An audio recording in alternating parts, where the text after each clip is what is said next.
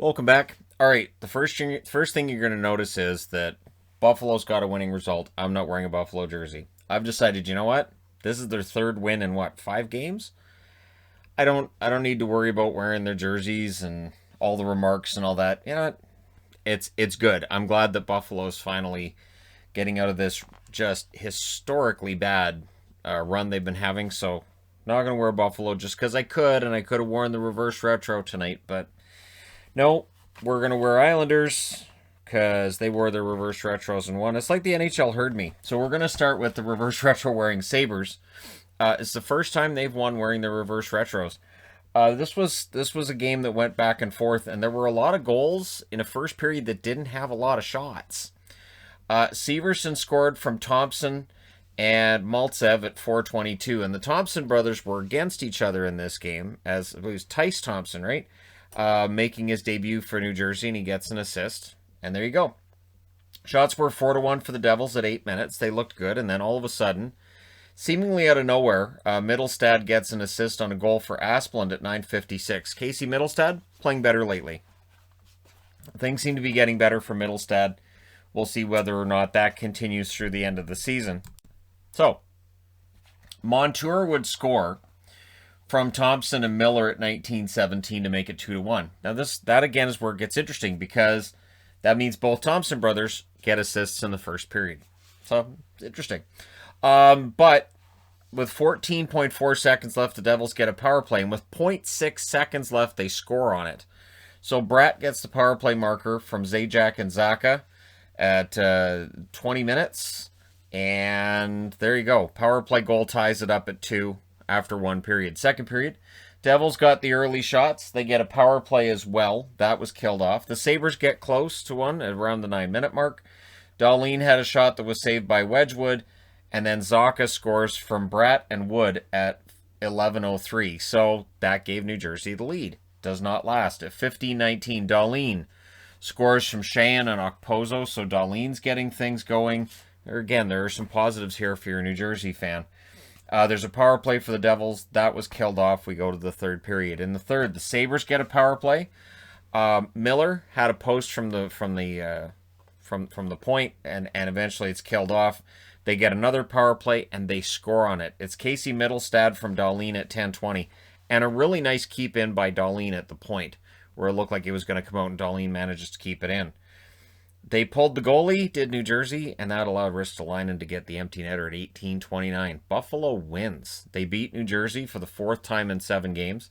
They go to 9-23-6, and again, I know their record's terrible, but 9 wins is better than 6, and they've got 3 wins in their last 5. New Jersey, 13-18-6. And again, we'll see how things go the rest of the season. 3 stars, Mittelstadt, Bratt, and Darlene. Your shots, 7-5 New Jersey in the first, so 12 shots and 4 goals. 13-9 New Jersey in the second, 10-4 New Jersey in the third. So the shots were 30-18 for New Jersey. Power plays, Buffalo 1 for 2, New Jersey 1 for 3. Hits, 21-12 for Buffalo. There you go, Buffalo. That's better than the 4 hits the other night. 21, there you go. Block shots, 7-6 for Buffalo. This year may have accidentally made me like a Buffalo supporter. I don't know. I don't know what's going on. It's just when they're so historically bad, you're like, come on, guys. Let's go. Let's get her going. Ullmark, 27 saves on 30 shots for Buffalo. He's been a big part of the turnaround. Wedgwood saves 13 out of 17. And yeah, that's not a great night for Wedgwood, not a great night for the Devils. But again, they're playing for next year, and it's nice to see Buffalo getting wins.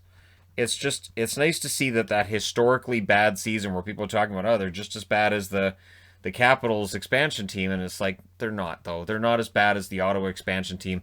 There's some good players on this team. So nice to see some guys are waking up, and it's a good showcase going into the trade deadline. Montour suddenly scoring a bunch of points and goals, and that looked good for him as a rental at the deadline, right? And this was without Hall in the lineup, too. So, next up, Capitals and the Islanders.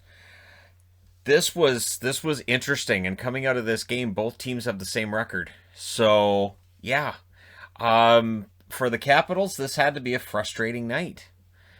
The Islanders did really well. They were wearing the reverse retros. That's the reason I'm wearing this. And I will say it again, just in case there's people who haven't heard me say it. I prefer this to their actual regular jersey. I know the other color, that's their original color. I prefer this color of blue for their jersey, and I like it better without the strings. I think all the Adidas jerseys, they could come out next year and say, okay, we've got rid of strings on all of them, and I'd say good, because they don't do anything. So there was a post for the Islanders early on. Vanacek freezes it. The Islanders would get a power play. Eberle hits a crossbar, but it's killed off. The shots were 6-3 for the Islanders at 11 minutes. And again, it feels like an Islanders game. There's not a lot of power plays in this game. There's a lot of open ice. And yet when you try to go through the middle on the Islanders, they say no. So it's a free-flowing game. You're not going to have a lot in the middle. You're going to have a lot to the outside. Varlamov denied Sprong. With 16.4 seconds left, the Caps get a power play. In the second period, the Islanders complete the kill. So the lack of notes in the second period is simple. There was a lot going on in the other games.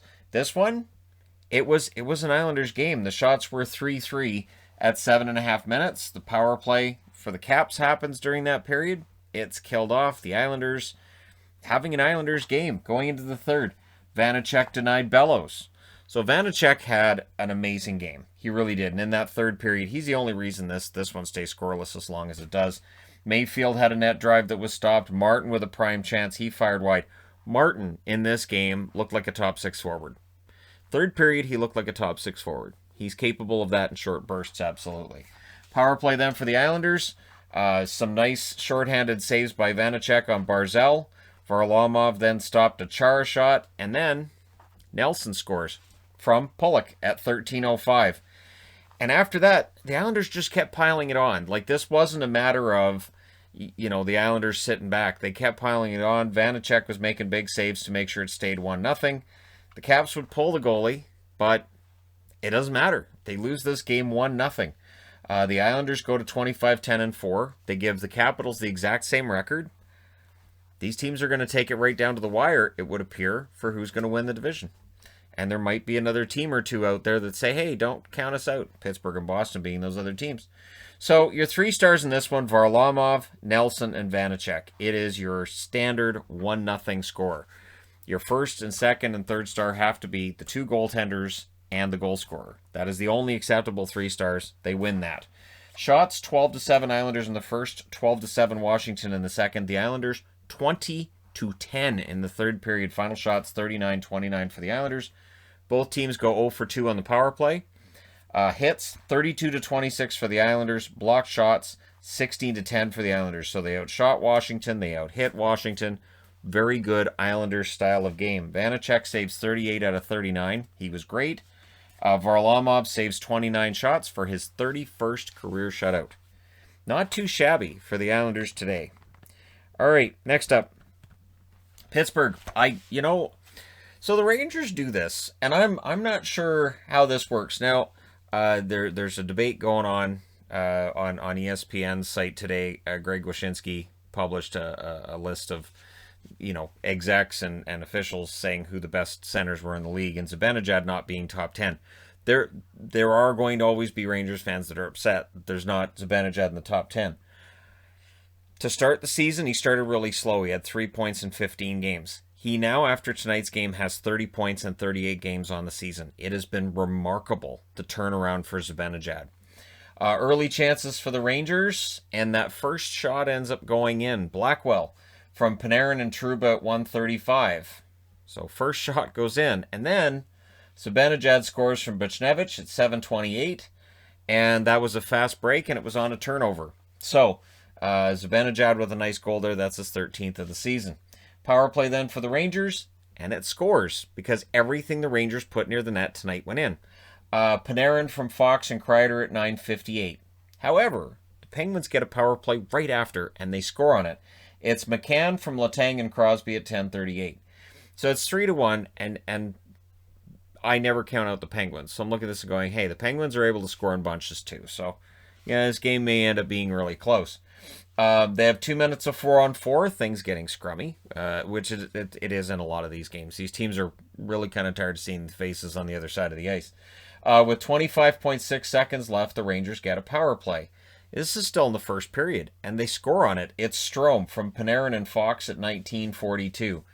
So Panarin with some points, Fox with some points. Everything's going well right now for the Rangers. In this game, it's 4-1 after one. Second period, the Penguins get a power play. In fact, the Penguins outshooting the Rangers 7-1 at the 7-minute mark. They were playing well.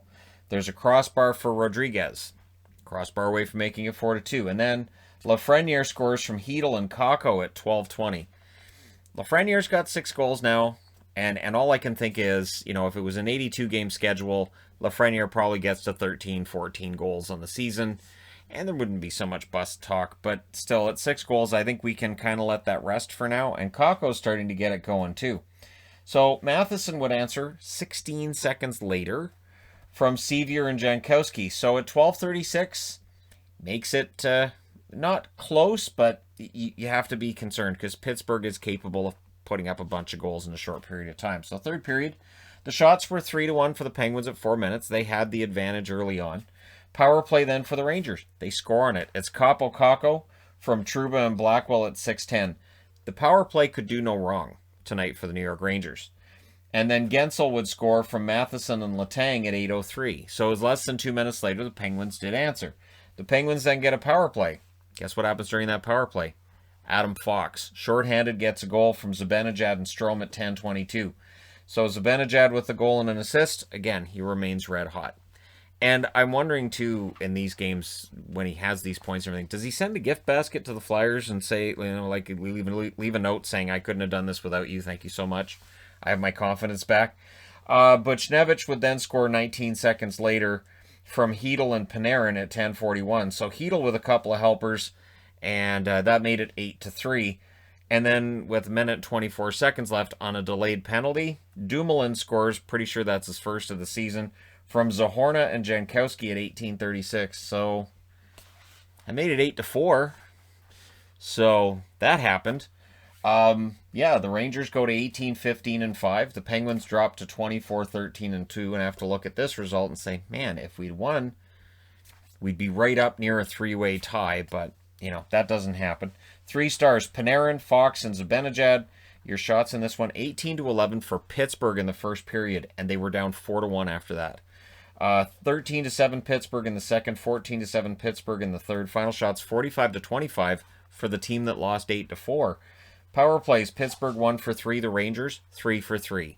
And they had a shorthanded goal as well. Hits, 26-18 for the Rangers. Block shots, 15-8 for the Rangers. Jari saved 7 out of 11. And then he was done for the night. DeSmith went in and saved 10 out of 14. Shesterkin, 41 saves on 45 shots. He played pretty well. Yeah, if not for that 4th goal, Shesterkin might have got onto the 3 stars list. But yeah, if you're a Rangers fan, it really is feast or famine with these guys, isn't it? They're fun to watch. That's why they were number 11 on my list. All right, next up. Boston. So, Boston's bounce-back win was weird. I just have to say this was a weird one tonight. And I'm not going to say there was any good fortune to it, but it might help the Flyers didn't have a book on Swayman. So it was Swayman versus Hart. Kevin Miller was back as well. He could have gone last night, but they didn't want to put him on back-to-back games because they're trying to ease him into the lineup, so they decided to leave him out yesterday and put him in tonight. Bergeron would score from Marchand and Smith at 7:09. So Boston goes up 1-0. The Flyers then get a power play. Swayman stopped a deflection from Farabee, one of those tricky little deflections that goalies do often allow in. The Bruins then had a 2-on-1 that misfired. They would get a power play. During that power play, there was a shorthanded chance for Lawton, and then the puck goes the other way, and Bergeron on the power play gets a second of the game from Pasternak and Marchand at 17:31. So it was going to be a big night for Bergeron, and he has the Bruins up 2-0 after the first period. Second period, totally different game. The Flyers came out in that second period and just started stomping a mud hole on every Bruin on the ice, it seemed. Voracek scores from Konechny, although the hits would tell you Boston was more into the stomping. Voracek scores from Konechny at 1:33. The Flyers would then press for the tie, and they get it. Gostisbehere scores from Voracek and Provorov at 4:03. So it's a tie game, and all the momentum is in favor of Philly. We're getting shots from all over the ice, and it looks like this could get ugly. You've got a brand new kid in the net. first game in the NHL. It would be understandable if there's some kind of a meltdown. Wouldn't be the first young goaltender to have a meltdown. However, Hayes hits a crossbar. The Flyers get a power play shortly thereafter, and it's killed off. And it felt like Swayman started getting his confidence as the period went along. There was a net crash for the Flyers with 3:40 left, and then after that, Swayman's just making all kinds of big saves. So you go to the third period, and it's tied. The shots were 2-1 for the Bruins at 7 minutes. The Flyers would get a power play. During said power play, there's a goal. Marchand scores shorthanded. And with that goal, he takes over as the career leader in shorthanded points for the Boston Bruins. I think it's 45. He broke a tie he had with Bobby Orr and... Okay, I know there were 2 players he was tied with. Doesn't matter now. He's number 1. Lauzon and Clifton with the assists at 8:21. We then get 2 minutes of 4-on-4 hockey. The Bruins had a 2-on-1, which misfired. 6:48 left. The Bruins get a power play. That is killed off by the Flyers as they cling to a hope they're going to tie this up. Bruins press with 3 minutes left. There was a goalie pull with around 2 minutes left as well. And then Bergeron hits the empty net from Marchand and Wagner at 19:39. He gets the hat trick and point number 900 of his career. He's 100 away from 1,000. So Boston wins 4-2. They go to 20-10-6. The Flyers, it's a big loss for them. They drop to 18-15-5. They have the exact same record as the Rangers. So for Philly, it's a setback. 3 stars, Bergeron, Swayman, and Marchand. So Swayman gets into the top 3 stars in his first game. Shots 13-11, Philly in the first, 25-7 in favor of Philly in the second. Boston outshoots Philly 8-4 in the third, which tells you that Boston defended very well and Philly's struggling with its confidence too. You get 4 shots at home in the third period in a game you need to win to stay in a playoff hunt against the team you're chasing. There's definitely some confidence issues there with the Flyers. Power plays, Boston 1 for 2, Philadelphia 0 for 3. Hits 31-19 for Boston. Block shots 19-16 for Boston. Lots of blocking going on. Swayman 40 saves on 42 shots. And Hart saved 22 out of 25. And yeah, it's another loss for Carter Hart and for the Flyers as their playoff chances start to erode that much further. But hey, I need to change boards. I love matchups between Florida, Carolina, Tampa. Any combination of those 3 teams. And the fact that all 3 teams now have 26 wins is fantastic. So for Florida, who came into today's game, 3 points clear of Carolina, looking to make it 5, Carolina said no. And yet the start of this game would tell you that Florida looked really good. They were up 5-3 in shots at 8 minutes. They had the better chances through that first 8 minutes. Speed and the transition game for both teams, that's the name of the game. That is it. They both thrive on their team speed and their transition game. As soon as that puck's turned over, it is gone. Mrazek and Bobrovsky both sharp to start the game, and that would be the case throughout. Even though the score would tell you Bobrovsky had a rough night, he really didn't. Barkov would score from Weegar and Verhaeghe at 11:19. Barkov had a great game tonight, and yeah, it was kind of all for naught at the end, but he did have a really good game. Panthers get a power play. That's killed off. The Canes get a power play as well. That was killed off. That would be tough for them tonight, though. Carolina, the number 1 power play in the league, would burn them. Second period, first shift, there was a crossbar for Niederreiter. And Mrazek denied Verhaeghe. Ref took a puck to the shoulder. That has to hurt. Like, refs are out there with without the protection that all the players have. And it seems like recently a lot of refs are getting hit with pucks. So that needs to stop. Barkov ends up hitting a post. There was a power play for the Panthers. Mrazek denies Achari. The Canes get a power play, and they score on this one. And it's Vinny Trocheck. He continues to burn his former team like crazy. Aho and Svechnikov at 18:03. The Panthers tried to answer, and they do. It's Barkov from Verhaeghe and Marchment at 18:30. So, Barkov and Verhaeghe both with 2-point games. In the last minute, the Canes get a power play. That would roll over to the third period. Early in the third on that power play, who is it? Trocheck again. He was credited with that goal. I didn't think he touched it, so if it's been changed to Hamilton, doesn't surprise me, but at the very least, Trocheck screening in front of the net. Hamilton and Aho were credited with the assists at 45 seconds. The Panthers tried to answer. They did, and they had their opportunities, but Mrazek was fantastic yet again. So you have 3 goaltenders. Rod Brindamore's been asked, and he goes, yeah, we have 3 good goalies. What of it? We have 3 goaltenders. We'll make it work. Kudos.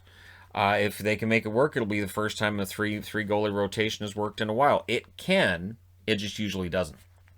So the Panthers were stymied, and then Jordan Staal scores at 8:49. That gave Carolina their first lead of the game, and they didn't really look back from there. Empty net goals happened after that to make the score look kind of ugly. Staal from Foegele at 18:20, so he had 2 goals tonight. And then Jesper Fast gets one from Aho at 19:04. So Carolina wins 5-2. They go to 26-9-3. Florida drops to 26-10-4. And that 3-way hunt for first place continues to be this fantastic 3-way race we're all getting to watch. 3 stars in this one. Trocheck, of course, Staal, and Mrazek.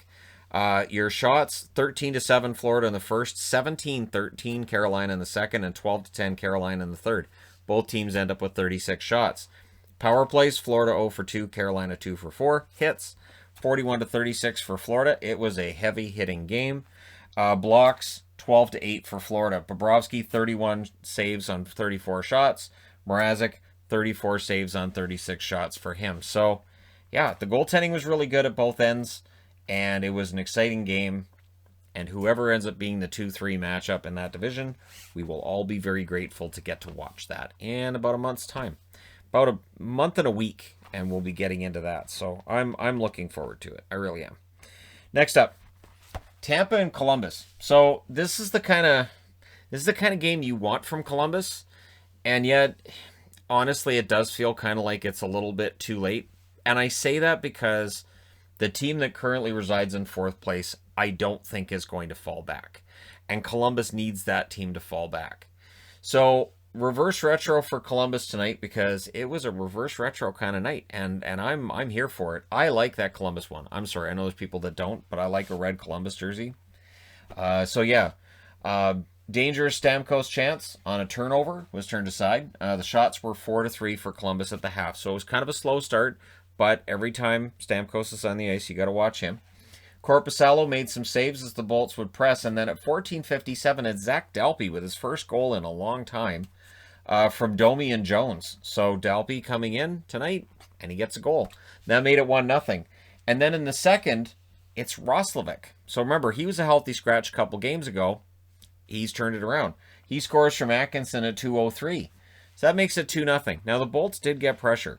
They pressed at the 5-minute mark. The puck goes the other way. Laine had a chance that was saved by Vasilevsky. Laine is still, it's ice cold. Despite the score tonight, Laine really ice cold. Columbus would get a power play, and then Columbus had too many men on the ice on the power play. So we get 7 seconds of 4-on-4 before Tampa had a power play, which was not a successful power play. Jenner had a chance in the last minute. It's still 2-0. It's 2-0 Columbus after 2. Third period. Early press by Tampa. Atkinson had a break. Vasilevsky makes the save. Columbus gets a power play. And then Laine and Sergachev seem to have something going on in this game, where Sergachev wasn't happy with Laine for a hit. Sergachev ends up getting a penalty. Columbus goes to the power play. And during that power play, Columbus scores. Domi with the goal from Werenski and Roslovic at 6 minutes and 8 seconds. So Max Domi with the goal. Tampa would then get a power play. It was unsuccessful. Their power play, they had chances, just wasn't going in. Columbus would get another power play. That kills off another 2 minutes. And then Tampa pulls the goalie early, and at 13 minutes and 30 seconds, Foligno gets the empty netter from Texier. Colton would then answer for Tampa to break the shutout from Johnson and Maroon at 14:37. The Bolts get a power play. They would call a timeout with 3 minutes and 50 seconds left.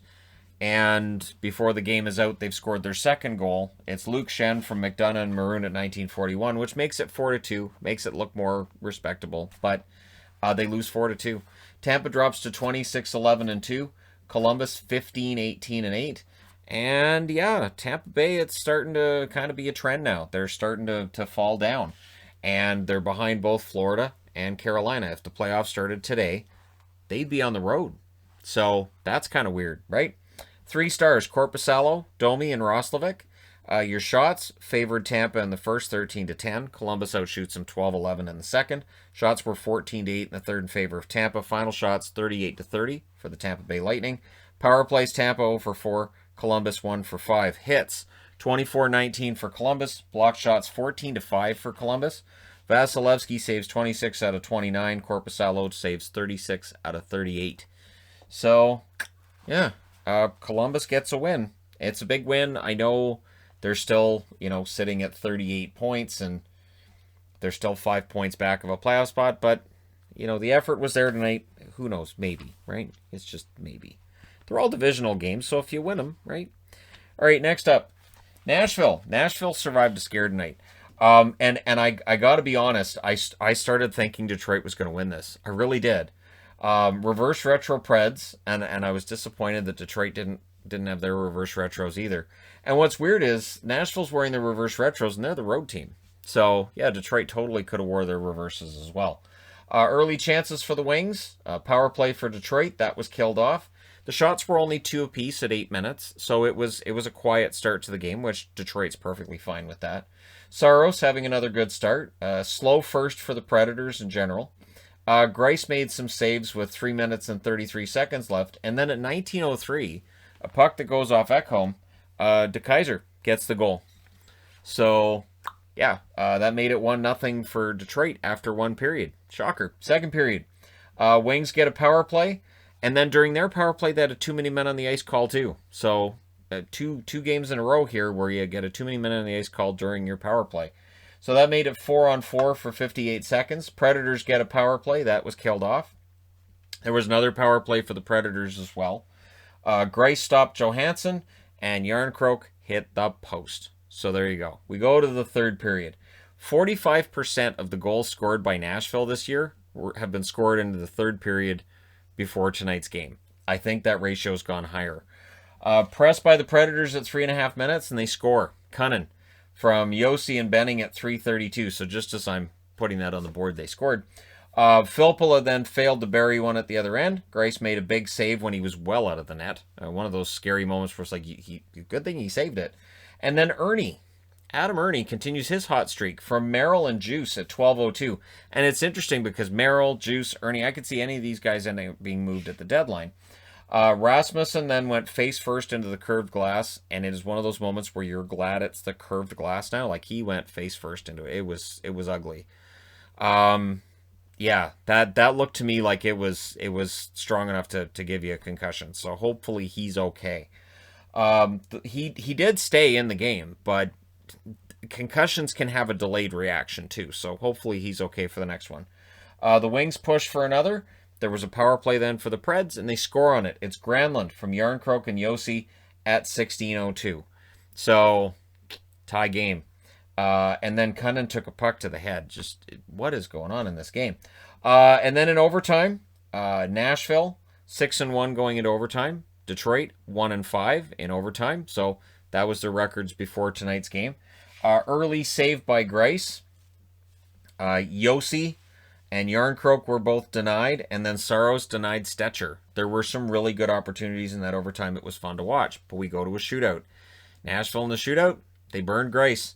Johansson and Yossi both score, and Nashville gets the shootout win 3-2 over Detroit. They go to 21-18-1, and for Detroit, they drop to 13-22-6. 3 stars, Yossi, Granlund, and Ernie. Your shots, 9-8 Detroit in the first, 9-6 Nashville in the second, 10-9 Nashville in the third, and 4-3 Nashville in overtime for a total of 31-27 in Nashville's favor. Power plays, Nashville 1 for 4, Detroit 0 for 2. Hits, 27-13 Nashville, block shots 10-9 for Nashville. Saros saves 25 out of 27, and Greiss saves 29 out of 31. So, it wasn't that long ago. It was a couple weeks ago I kept hearing about how Greiss is just awful, and so without Bernier, they're going to have horrible goaltending. Greiss has been really good since Bernier went down. He's played well. So, he doesn't get a star, but both goaltenders played pretty well in this one. That's the reason you get a shootout. All right, next up. The power rankings last week I said don't give me hope, right? Like, I didn't want Dallas to give me hope. because I knew it was going to get snuffed out, and it feels like that's what's happening here. They are a team that has won 13 out of now 37 games. And the amount of games they have in hand on everybody is dropping. It's basically almost gone. They have 3 games in hand on a couple teams ahead of them. Like it's really sort of done now. Kane scored, but that was considered offside, and that was around a minute mark. And I thought, oh, this you can't let Kane have a goal. The Hawks would get a power play, and they don't score on it, but the shots at 7 minutes were 5-0 in Chicago's favor. So Dallas starting off slow, which maybe that's the plan, right? It's like, oh, well, we outplay teams all the time and then we lose. Hey, let's let them outplay us and then we'll win. I like it. Lankinen stopped a Caro shot. Robertson was denied, and then Kirby Dach gets his first goal of the season from Kane and Murphy at 12-13. So Kirby Dach has started to show why I have the faith in him that I do, and why everybody should be excited about Kirby Dach's future with the Blackhawks.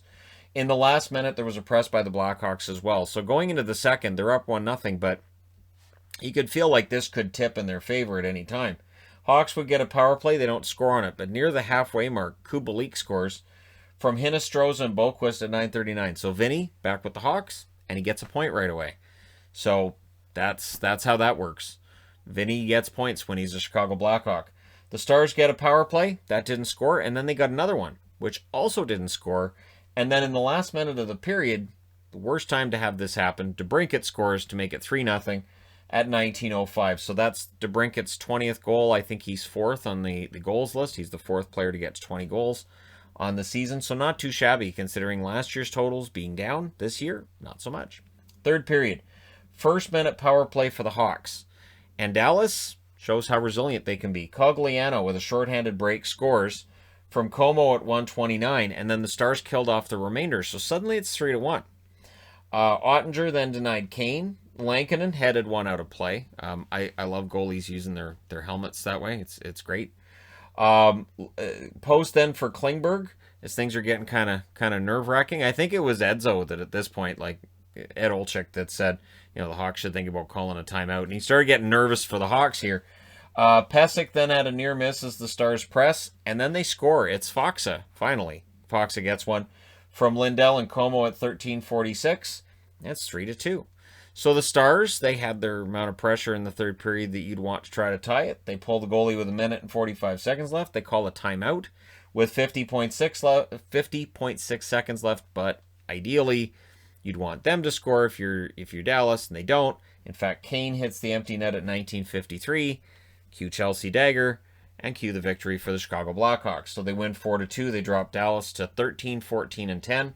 For Chicago, they're 18-17-5, which is key because they watched Columbus and Nashville win, so they knew they had to win as well. 3 stars in this one: Kane, Cogliano, and Dach. The shots: 10-9 Chicago in the first, 11-10 Chicago in the second, 8-7 in favor of Dallas in the third. Final shots: 28-27 Chicago. Power plays: Dallas 0-2, Chicago 0-3. Hits: 41-29 in favor of Dallas. A lot of hitting. Block shots: 17-16 in favor of Chicago. Ottinger 24 saves on 27 shots. Another good game for the kid. And Lankinen 25 saves on 27 shots. Continues to turn things around after that dip he had. And now Chicago back in the win column. So they're not done yet. And now I need to change boards one last time. All right. As the Chicago game was ending, this one was starting. So for the entire game, I got to watch this. Anaheim and San Jose. And if you're a Sharks fan, they come into this one with a 4-game winning streak, and you're like, all right, so we just got to beat the Ducks. And the Ducks came out and said, nah. The Ducks didn't have Getzlaf. They didn't have Zegras. They didn't have Raquel. They didn't have Steele. And yet, they put up a lot of goals, and this is a team that has trouble scoring. So that's how unpredictable things can be in the National Hockey League.